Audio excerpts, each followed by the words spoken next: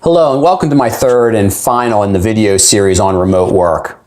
One of the biggest challenges with remote work is how we sell it to upper management. One of the challenges that when I talk with HR folks, they'll say, Ed, I can't sell it in because my management team doesn't want to hear about better employee engagement and help with recruiting and those sorts of things. And I say, well, of course they don't. Sell them on the dollars and cents of why remote work works. Buddy up with your finance function. Find out what it costs in overhead to house people under your roof. Find out what it costs down to the internet connection for those folks and the desk space and the cubicle walls, everything. And bring that back to management. That will start to open some eyes.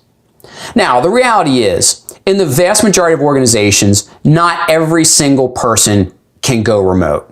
For instance, if you're in a machine shop, someone still has to show up and run the machine that makes the widgets. If you're in healthcare, someone still has to show up, take blood pressure, and administer treatments. However, we do know that in machining, the robots are coming.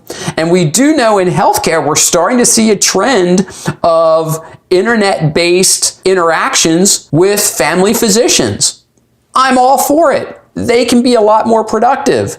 We don't have to leave the benefit and comforts of our own home to talk about simple ailments and things.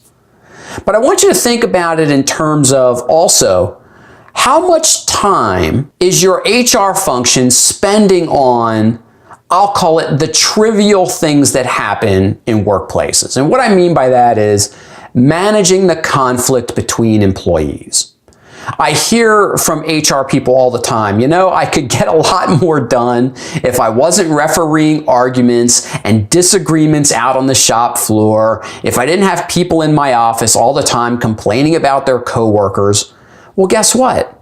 A lot of that goes away if people aren't confined in a workplace, if they're able to work remotely.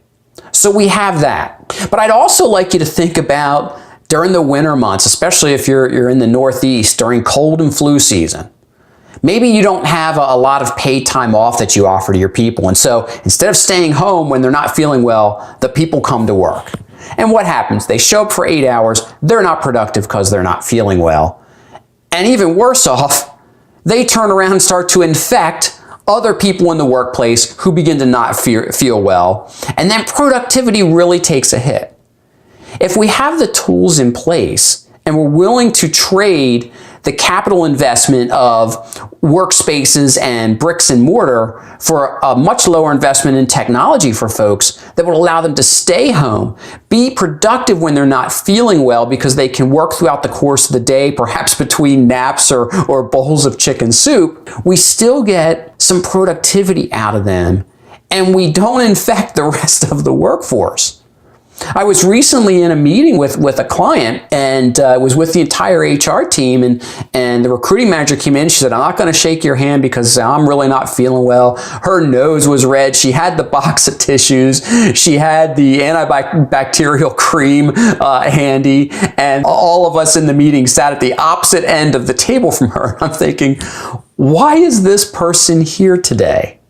Sure, we had a meeting to review some big steps in our project, but it's nothing that she couldn't have called in for, nothing that I couldn't have shared via the internet that she could have done a screen share with us and still been a part of the meeting. And so I think a lot of it comes back to company culture. Oftentimes I'll hear from business owners, well, since I can't make everybody remote, nobody can go remote. That's silliness. Some people obviously know if they're being a truck driver, they are the receptionist perhaps. They're working on that machine. They're a healthcare provider. They can't do those things remotely.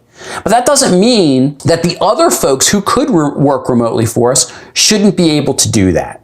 Let's again get out of this all or nothing thinking. If you'd like to redo your workplace culture into one that can embrace remote work, give me a call. I'd like to explore those opportunities with you.